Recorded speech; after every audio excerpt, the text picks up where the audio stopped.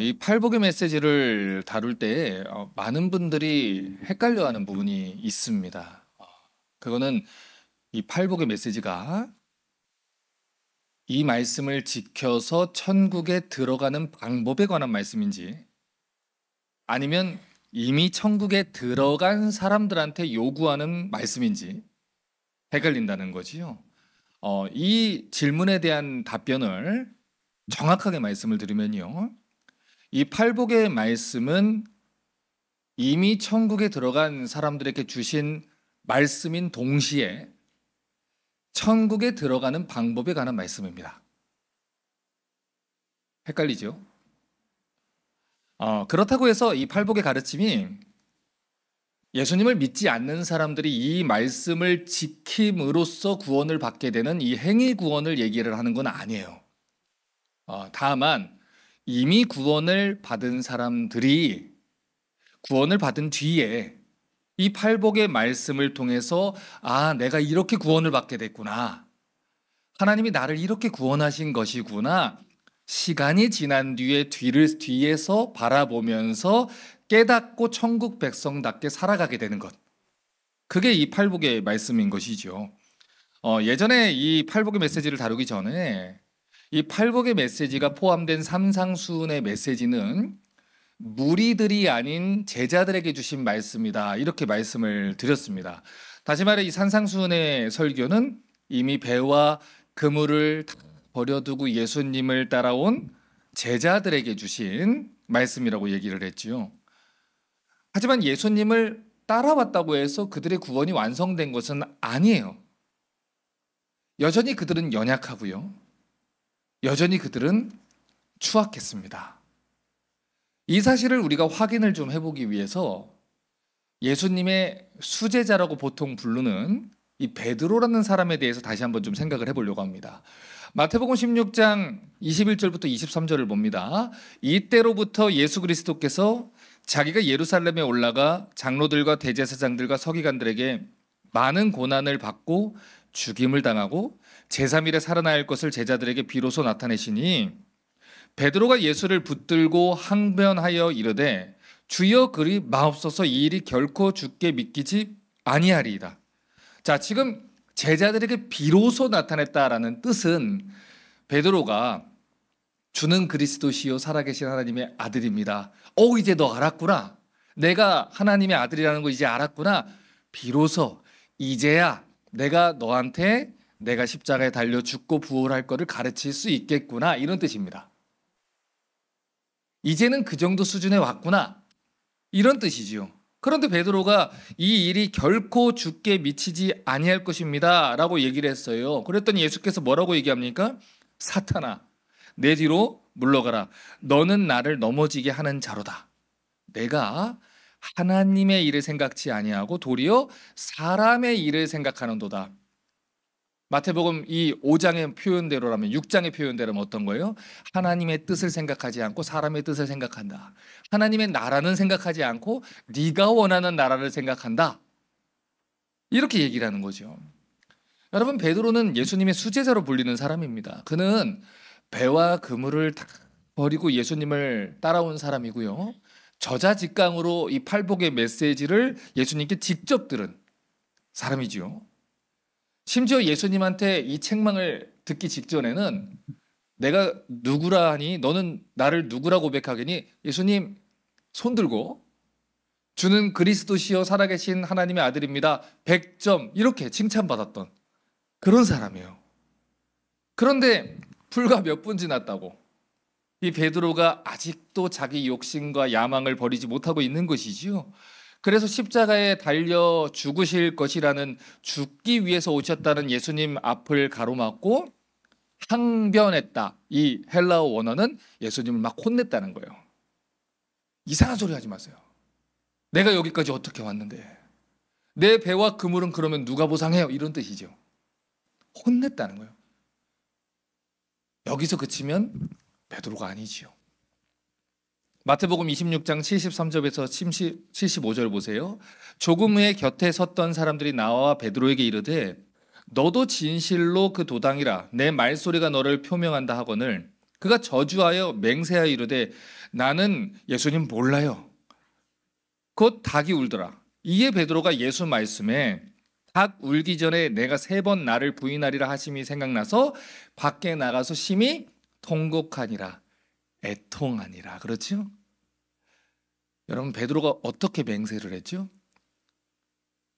예수님, 여기 다 예수님 부인해도요, 전 안 합니다. 얘네 보세요, 얘네. 근데 전 안 합니다. 저는 끝까지 목숨 걸고 예수님을 쫓아가겠습니다. 그렇게 맹세를 했어요. 그런데 결국 무서움 앞에서 예수님 막 저주하고 욕하고 그리고 도망갔어요. 베드로는 예수님의 제자였습니다. 베드로뿐만 아니라 나머지 제자들 다 도망갔어요. 이 사람들은요, 무리들하고 구별돼요. 예수님, 쟤들 다 가는데요? 구별됐다고요. 이 사람들은 밥 먹고 튄 애들입니다. 그런데 우리는 예수님과 더불어서 다 고난과 어려움을 다 견디며 3년 동안을 예수님 편에 섰던, 모든 걸 다 걸고 주님을 쫓았던 사람들이에요. 그런데 예수님이 십자가에 달려 죽으시는 그 순간에 제자들은 다 도망갔어요. 그리고 예수님이 하신 말씀이 생각난 거예요. 네가 오늘 날 부인할 거야. 자신의 무능력함에, 자신의 연약함에 애통하고 철저하게 통감하며 울었다고요. 그런데 그런 제자들을 예수님이 다시 찾아갑니다. 그리고 다시 사명을 주시면서 그들을 위로해 주셨지요. 요한복음 21장 3절을 보면요, 그들이 삶의 목적을 잃어버렸습니다. 예수님을 따라오기 전의 모습으로 돌아가 버렸어요. 그런데 그런 베드로를 예수님이 찾아가십니다. 21장 3절입니다. 시몬 베드로가 나는 물고기 잡으러 가노라 하니 그들이 우리도 함께 가겠다 하고 나가서 배에 올랐으나 그날 밤에 아무것도 잡지 못하였더니 자기한테 실망한 거예요. 예수님 말씀한 대로 다시 부활해서 오신다고 해도 내가 무슨 면목으로 예수님을 봐요? 무슨 낯짝으로 예수님을 봐요? 더 이상 자기가 예수님을 위해서 할 일도 없고 예수님이 자기한테 뭔가 기대를 하지 않을 것 같고 예수님을 볼 이 면목도 없는 것이지요. 어떤 상태가 되는 거예요? 심령이 가난한 자가 되는 것이지요. 영적으로 파산한 자가 되는 것이지요. 무능력한 자가 되는 것이지요. 나는 왜 이 모양 이 꼴일까가 되는 것이지요. 그리고 애통하기 시작합니다. 적어도 내가 쟤보단 낫겠지. 나는 그 신념이 무너져 버리고 하나님 앞에서 자기를 낮추는 온유한 사람이 되어가고 있었다는 거예요.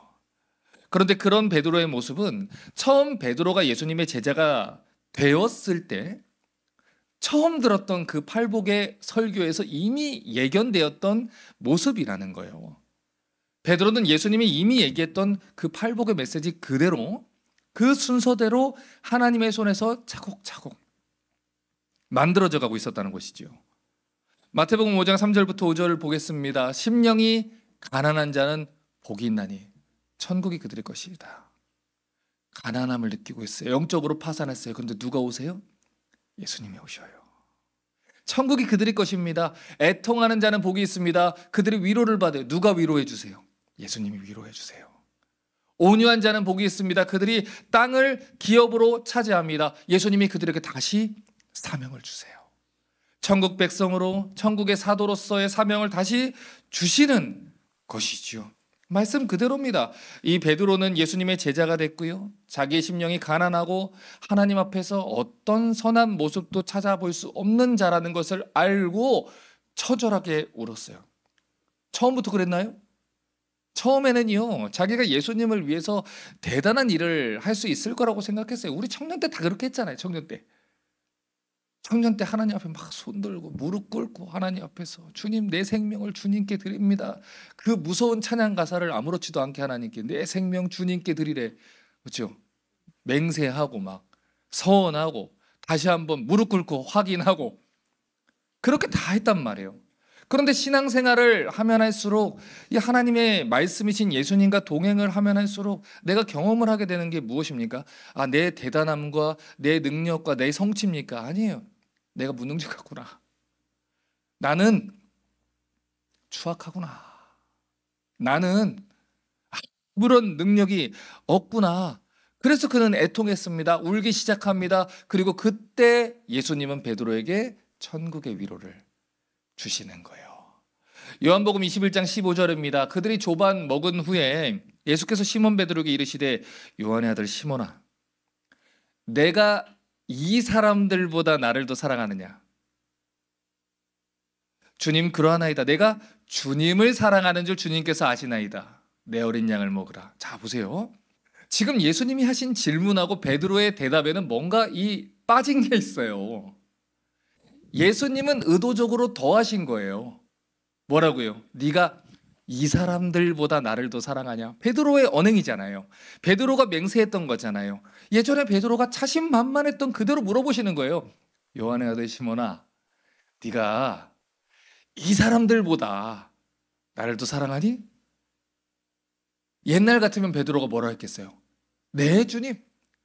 제가 이 사람들보다 주님을 사랑합니다. 그런데 자기가 자기를 확인하게 된 거지요. 그래서 할 수 있는 게 뭐예요? 내가 주님을 사랑합니다. 이 모양 이 꼴이지만 증거를 대라고 하기에는 나는 부인하고 쫓아온 패배자 같은 자지만 하지만 주님을 사랑하는 건 사실입니다. 예수님을 부인하고 나서야 자기 모습이 정확하게 보인 거예요. 예수님을 저주하고 나서야 자기 모습을 정확하게 본 거예요. 아이러니하지요. 자기가 영적으로 파산하고 추악한 죄인이라는 것을 보고 나서야 그제서야 보이기 시작하는 거예요. 내가 무너지고 넘어지고 나서야 사람들의 연약함을 이해하게 되고요. 애통하고 나서야 내가 하나님의 은혜와 긍휼을 구할 수밖에 없는 죄인이구나. 그걸 알게 되는 거고요. 그러니 내가 이 사람들보다라는 게 말이 쏙 들어가고 어떻게 됩니까? 나도 그랬어. 우리도 다 그랬잖아요. 우리 다 죄인이잖아요. 온유하게 그렇게 변화가 되는 것이죠. 여러분, 그러면 이제 예수님께 다시 사명을 받았잖아요. 그러면 이제 베드로가 이제부터는 내가 다시 열심히 해보리라, 완벽한 제자로서의 삶을 살아갈까요? 아닙니다. 신앙생활이라는 게 그렇지가 않아요. 다시 1번으로 돌아갑니다. 심령이 가난한 자를, 이 애통하는 자라는 거를요, 평생 동안 우리를 경험하게 되는 거예요. 갈라디아서 2장 11절부터 14절을 보세요. 이런 사건이 있습니다. 게바는 베드로의 이름입니다. 안디옥에 이르렀을 때 책망받을 일이 있기로 내가 그를 대면하여 책망하노라. 야고보에게서 온 어떤 이들이 이르기 전에 게바가 이방인하고 같이 먹다가 그들이 오매 그가 할례자들을 두려워하여 떠나 물러가매 남은 유대인들도 그와 같이 외식함으로 바나바도 그들의 외식에 유혹되었느니라. 그러므로 나는 그들이 복음의 진리를 따라 바르게 행하지 아니하고 모든 자 앞에서 게바에게 이르되 네가 유대인으로서 이방인을 따르고 유대인답게 살지 아니하면서 어찌하여 억지로 이방인을 유대인답게 살게 하려느냐 하였노라. 여러분, 이 베드로하고 바나바가 이방인들하고 같이 식사를 하다가 보수적인 유대인들이 들어오는 것을 보고서 할례받지 않는 이방인들하고 어울린다, 이 비난받는 게 너무 무서워서 도망을 갔다는 거예요. 베드로는 분명히 복음을 알고 있었거든요. 사도행전 10장에서 이 고넬료라는 사람한테 세례를 주고 하나님이 이방인들을 받는다는 걸 너무 잘 알고 있었죠. 심지어 예수님이 별명이 뭐예요?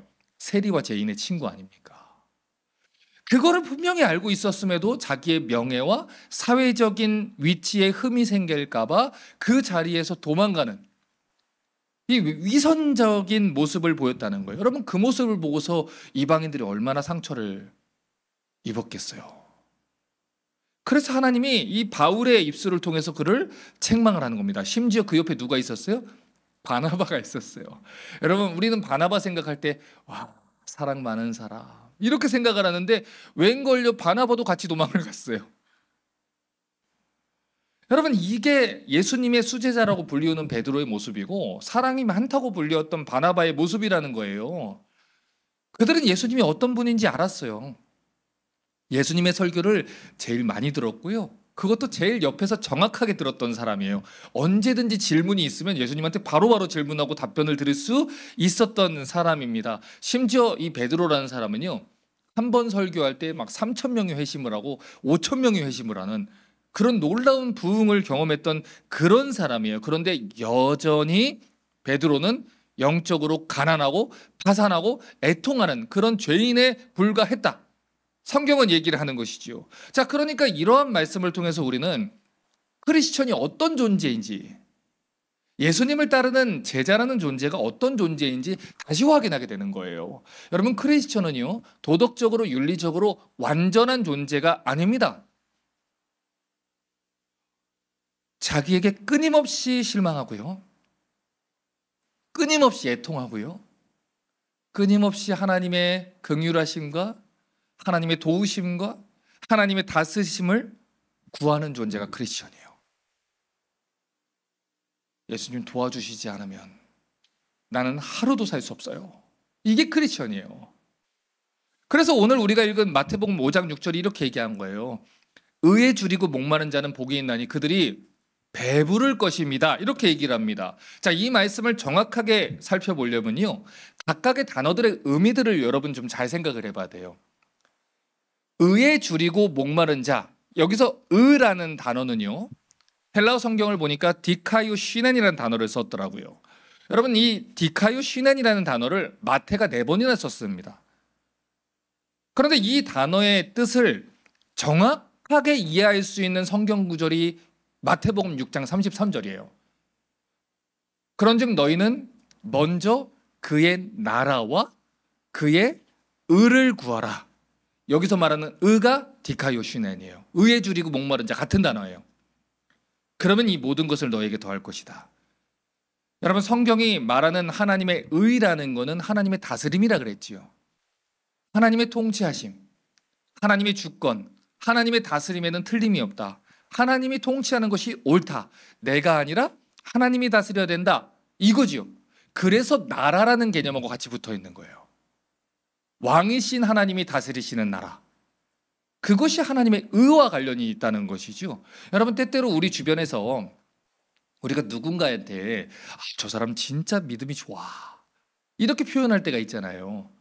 그때 이 믿음이 좋다라고 얘기하는 사람이 어떤 특징을 가지고 있는지 한번 생각해 보세요. 그 사람들이요, 말버릇이 있어요. 이 삶 속에서, 이 크리스천 삶 속에서 자기들이 어려운 일을 만나잖아요. 믿음이 좋다라고 하는 사람들은 이렇게 얘기를 해요. 하나님이 이유가 있으실 거야. 하나님이 결국 다 선하게 이끄실 거야. 걱정하지 마. 기도해. 하나님이 결국 다 이것도 이유가 있으셔서 하시는 거야. 여러분, 이게 하나님의 다스리심을 믿기 때문에 하는 고백이잖아요. 내 삶이 하나님의 손에 붙잡혀 있고 하나님의 다스림에는 절대로 틀림이 없다. 이거를 믿기 때문에 우리에게 때로는 안 좋아 보이는 상황들이 막 찾아와도 하나님이 이 일을 통해서 때로는 나를 교훈하시기도 하고, 때로는 나를 선으로 이끌고 가시기도 하고, 때로는 나를 이걸로 깨우기도 하고, 그런 일들을 하시지 않습니까? 그래서 이 하나님의 의라는 개념은 하나님의 다스림, 하나님의 통치, 하나님이 나를 이끌고 가심, 하나님이 나를 주관하심, 이런 개념하고 붙어 있다는 거예요. 하나님의 말씀 앞에서 자기를, 이 실체를 발견하게 된 사람들은 자기가 얼마나 영적으로 가난하고 무능력한 자라는 것을 알게 됩니다. 그렇기 때문에 하나님의 은혜를 구하면서 애통할 수밖에 없는 것이고요. 그래서 다른 사람들을 보면서 온유한 자가 되게 되는 것이지요. 그리고 그런 경험이 계속 반복이 돼요. 계속 반복이 되는 가운데서 어떤 상태가 됩니까? 하나님께 손을 들고 항복을 해버립니다. 여러분, 다윗이 사무엘하 11장에서 왕들이 출전할 때가 됐는데, 전쟁하러 가야 되는데, 왕이 제일 앞서가지고 전쟁을 해야 되는데 하나님 나라 백성들을 지키는 전쟁에 나가지 않고 자유시간을 누렸잖아요.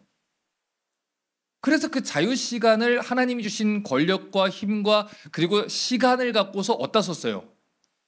밧세바를 범하는 데 썼죠. 우리아를 죽이는 데 자기의 자유를 썼죠.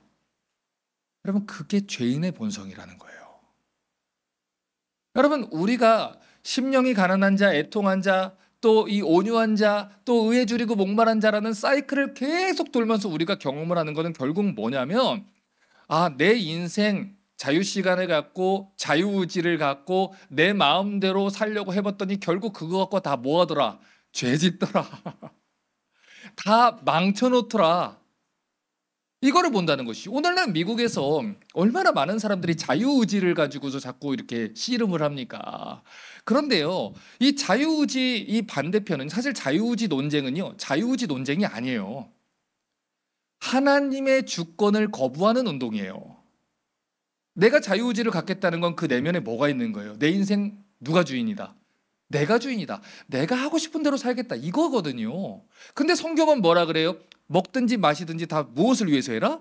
하나님 영광을 위해서 하라. 이거잖아요. 그거 싫은 거예요. 그래서 자꾸 하나님이 나한테 자유의지를 주셨는데요. 이거 가지고 하는 거라고요. 여러분들 잘 생각해 보세요. 우리가 어렸을 때 엄마가 학교 가라 그래가지고 학교를 갔죠. 아빠가 학원 가라 그래서 학원을 갔어요. 그때 학교 안 갔고 그때 학원 안 갔으면 우리가 이 모양이라도 됐겠습니까? 그때 엄마가 7살 때 자유를 줬으면 그걸로 우리가 뭘 했겠습니까? 오락실에 갔겠죠.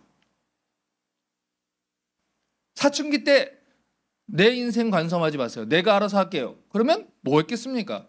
담배 피고 술 마시고 방탕하게 살다가 후회만 했겠죠. 그때 다행스럽게 나를 가장 사랑하는 우리 부모들이 통제를 하고 나의 길을 열어주고 내 자유를 가져가 주셨기 때문에 그나마 여기까지 와 있는 것이지요.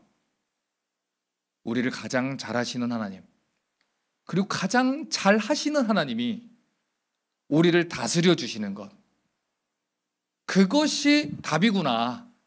이거를 깨닫는 것이 신앙이 성숙해져 가는 거라는 거예요.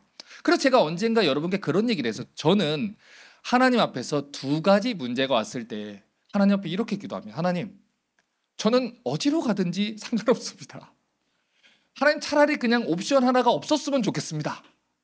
하나님이 너 이거 가라, 그럼 갈 겁니다. 너 저거 가라, 갈 겁니다. 저는 옵션이 저한테 없었으면 좋겠어요. 왜 그럴까요? 내 자유로, 내가 원하는 대로, 내 얄팍한 지식으로 내가 선택해서 만든 모든 것들이 다 이를 그르친다는 것을 너무 많이 경험해 봤기 때문에 하나님 도와주십시오. 결국 내 눈에 너무 어려웠던 시간들, 힘들었던 시간들, 왜 하나님 나한테 이런 일을 주실까? 왜 하나님 나한테 저런 사람 만나게 하실까? 했던 모든 순간들을 통해 하나님이 큰 역사를 이루는 것을 봐왔기 때문에 하나님 해주십시오. 그게 의에 줄이고 목마른 자라는 거예요. 그러면 그 사람 어떻게 된다고요? 배부르다고요. 하나님이 주시는 것으로 만족하며 살게 된다는 것이죠. 또 한 가지 살펴봅니다. 우리가 구약 성경에서 하나님의 의라는 개념이 어떻게 사용되는지를 알면요, 더 놀라운 깨달음을 얻게 돼요. 구약 성경을 보면요, 하나님의 의라는 개념이 구원이라는 개념하고 같은 개념으로 쓰이는 경우가 굉장히 많아요. 이사야 46장 12, 13절 보세요. 마음이 완악하여 공의에서 멀리 떠난 너희여 내게 들으라. 지금 여기 번역된 공의라는 게 개역 한글 버전에서는 의로 번역이 돼 있었어요. 그런데 공의로 번역을 다시 한 건데 사실 의라고 번역하는 게 맞아요. 이게 내가 나의 의를 가깝게 할 것인즉 그것이 멀지 아니하나니 나의 구원이 지체하지 아니할 것이라. 내가 나의 영광이 이스라엘을 위해서 구원을 시온에 베풀리라. 보세요. 하나님의 의라는 개념과 동시에 구원이라는 개념이 같이 지금 사용돼 있죠. 자, 그러니까 지금 이 이사야가 사용하는 언어를 팔복의 언어로 바꿔서 생각을 해보면 결국 똑같은 가르침이에요. 심령이 가난하고 자기의 죄 때문에 어쩔 줄 몰라서 애통하는 자들아, 하나님의 구원을 기다리고 하나님의 은혜를 소원해라. 거기에만 너희의 구원이 있다. 같은 얘기입니다. 이사야 61장 10절도 말합니다. 내가 여호와로 말미암아 크게 기뻐하며 내 영혼이 나의 하나님으로 말미암아 즐거워하리니 이는 그가 구원의 옷을 내게 입히시며 공의의 겉옷을 내게 더하시며. 이것도 개역 한글의 의의 겉옷이에요. 의라고 번역되는데 훨씬 더 정확합니다. 신랑이 사모를 쓰며 신부가 자기 보석으로 단장을 갖게 했습니다. 여러분, 지금 이 이사야의 말씀이 기록되어 있는 이 이사야라는 성경은요, 크게 두 부분으로 구조를 나눠요. 1장부터 39장까지, 그리고 40장부터 66장까지인데, 첫 번째 부분은 하나님 백성들이 하나님이 주신 자유를 가지고 계속해서 불순종하고 하나님의 다스림을 거부하고 범죄하다가 바벨론에 의해서 심판받고 망하는 내용으로 그렇게 끝이 납니다. 그리고 40장 이후에 이 두 번째 부분은 그럼에도 불구하고 하나님이 그들을 기억하고 계시고, 그럼에도 불구하고 하나님이 그들을 다스리고 계셔서 그들을 돌아오게 하시고 회복시킬 것이다, 하나님 나라에 대한 약속이 기록되어 있다고요. 자, 그러니까 결국 우리를 구원하는 것은 우리의 행위나 우리가 이루어낸 일들 때문이 아니라 하나님의 자비하심 때문이다, 하나님의 약속하심 때문이다, 하나님의 다스림 때문이다, 하나님의 은혜 때문이다. 이거를 이사야가 반복해서 얘기를 하고 있다는 거예요. 그러니까 하나님이 심령이 가난한 자가 되는 거, 애통하는 자가 되는 거, 이 반복적인 과정을 통해서 우리에게 가르쳐 주고자 하는 것은 무엇이냐면, 너 잘못했지? 그래, 울어. 너 울어야 돼. 너 더 울어야 돼. 이걸 얘기하는 게 아니에요. 그래서 누구를 바라보라고요? 하나님 바라보라고요. 하나님 도와주세요. 하나님 도와주세요. 나는 추악합니다. 나는 연약합니다. 나는 하나님 앞에 선한 게 하나도 없습니다. 나는 악으로만 달려갑니다. 나에게는 소망이 없습니다. 내가 마음대로 살았더니 내 인생 다 망했습니다. 내 가정 다 깨졌습니다. 내 인간관계 다 무너져 버렸습니다. 그거를 경험하면서 자기한테 철저히 무너지게 되는 거예요. 우리도 예수님 믿기 전에 또 신앙이 성숙하지 않을 때 어떻게 했어요? 나는 결혼하면 애들 그렇게 안 키울 거야. 나는 어른 되면 난 그렇게 안 할 거야. 나는 남편하고 내가 남편이 되면, 나는 아내가 되면 나는 그렇게 안 해. 나는 내가 어른이 되면, 나는 집사가 되면, 내가 목사가 되면 나는 이렇게 안 해. 베드로랑 똑같죠. 얘들은 다 부인해도 나는 안 해요. 우리 다 그렇게 했다고요. 기성세대의 권사님들, 장로님들, 그 목사님들, 집사님들 보면서 저런 사람이 그래서 교회 다 망쳐놨다고, 저런 사람이 이렇게 했다고 했는데 정작 그들 많지도 못하는 우리의 모습을 보는 거예요. 그리고 어떻게 돼요? 아, 내가 그들 반만 했으면 좋겠다. 나는 안 되는구나. 나는 방산한 자구나. 그걸 계속 반복해 가면서 너그러워지고 여유로운 자가 됩니다. 왜 그래요? 남들을 보면서 나도 그리 다르지 않다는 걸 느끼게 되거든요. 그럴 수 있어. 언젠가 하나님이 은혜 주시면 그렇게 될 거야. 그래서 나를 위해서 기도하고 다른 사람을 보면서 조금 더 여유가 있는 그런 상태가 성숙해져 가는 상태가 되어가는 거예요. 마태복음 5장 6절 다시 한번 보세요. 의에 줄이고 목마른 자는 뭐가 있어요? 복이 있나니, 이렇게 얘기했어요. 자, 천국 백성의 8가지 특성에 대해서 얘기를 하면서 그런 사람이 뭐가 있냐? 복이 있다, 이렇게 얘기합니다. 복이 있다. 우리말로 의역을 하면요, 그 사람은 행복할 거야, 이렇게 의역을 해놨어요.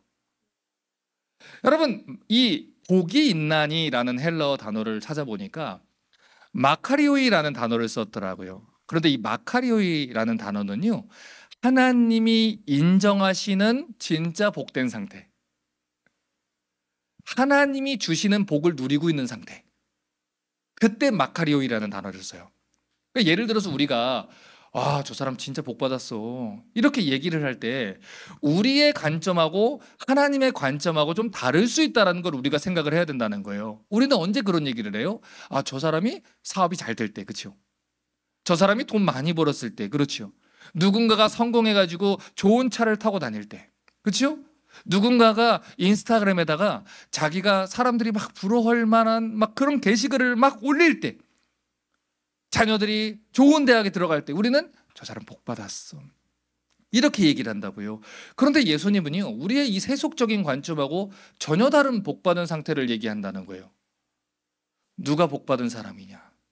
누가 복을 누리고 있는 사람이냐? 내 인생과 시간과 재물과 가정과 자녀들이, 교회가 전적으로 누구의 다스림을 받는 사람? 하나님의 다스림을 받는 사람. 그게 복받은 사람이라는 거예요.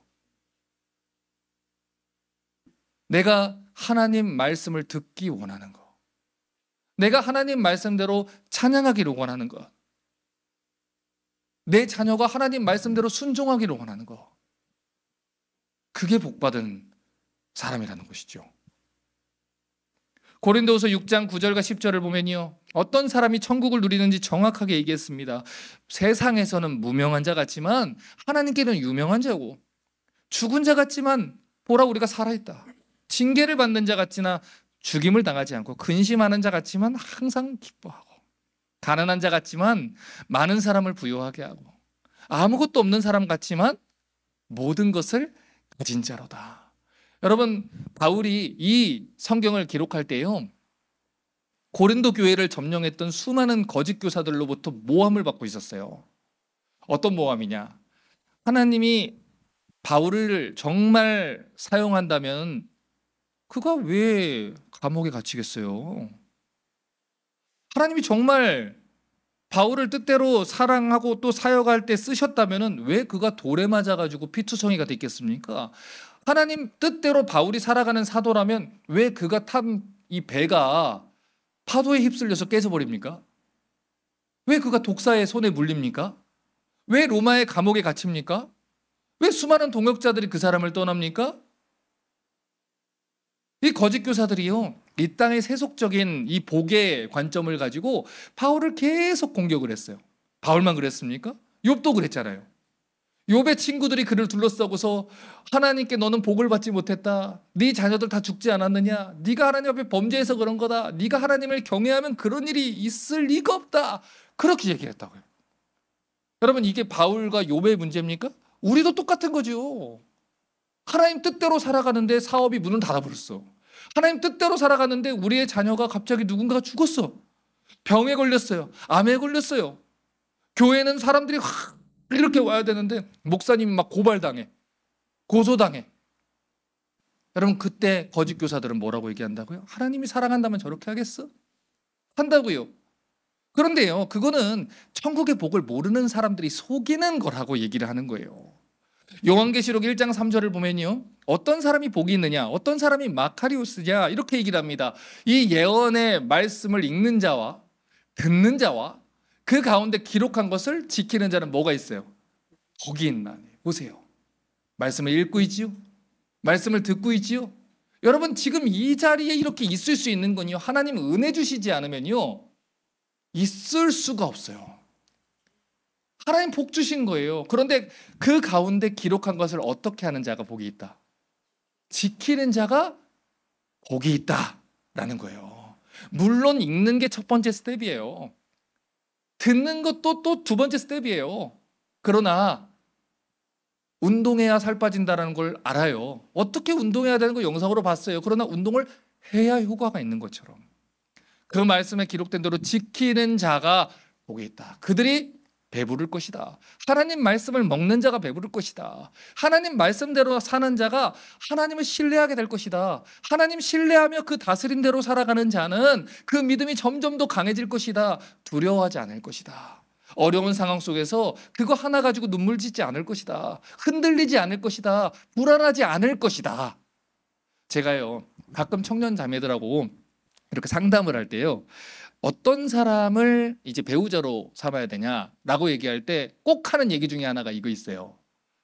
불안하게 만들지 않는 사람을 선택해라. 이 사람하고 같이 있는데 이 사람이 맨날 감정이 너무 널뛰는 거예요. 너무 널뛰는 거예요. 너무 불안했다가, 너무 초조했다가, 너무 화가 났다가, 막 너무 열정이 있다가, 그런 불안해서 못 산다. 여러분 보세요. 예수님이 풍랑 가운데서 어떻게 하셨어요? 주무셨지요. 어딜 감히 예수님이 계시는데 파도가 공격할 수 있겠어요? 예수님이 주무시고 계시는데 어떻게 파도가 그 배를 뒤집을 수 있겠어요? 그러면 제자들도, 우리 옛날에 이제 청년들 저랑 같이 욥기 이제 수련회 제가 아침부터 밤까지 한번 가르친 적이 있는데, 제가 자면 여러분도 자면 되는 거예요. 그렇잖아요. 그럼 예수님 주무시면 아유 이따 산상수훈 시작하는데 잠깐 쉬자 이러고 자면 되는데 그 상황을 보고 무서워가지고 못 자는 거죠. 못 쉬는 거죠. 여러분 그 문제가 뭐예요? 있는 거라고요. 여러분 그러니 어떻게 돼요? 불안하죠. 널뛰지요. 그러니 우리 자매들이 그런다고요. 제가 의지할 수 있는 사람, 저를 리드해 줄 수 있는 남자를 보내주세요. 이렇게 기도를 한다고요. 그걸 보여줄 수 있는 사인이 있다니까요. 널뛰지 않는 사람. 왜 안 널뛰어요? 누구를 신뢰하니까? 하나님을 신뢰하니까.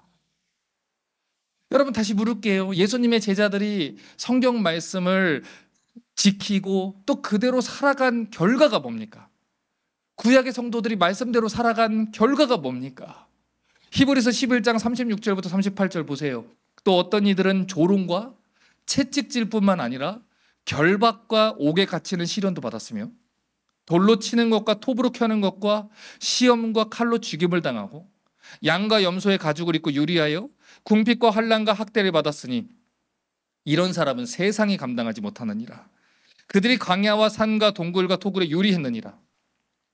성경을 정확하게 보셔야 되는 거예요. 예수님을 따른 제자들은요 다 순교했습니다. 예수님을 따라갔잖아요. 그러면 우리 예수님은 어디에서 죽으셨죠? 십자가에서 죽으셨잖아요.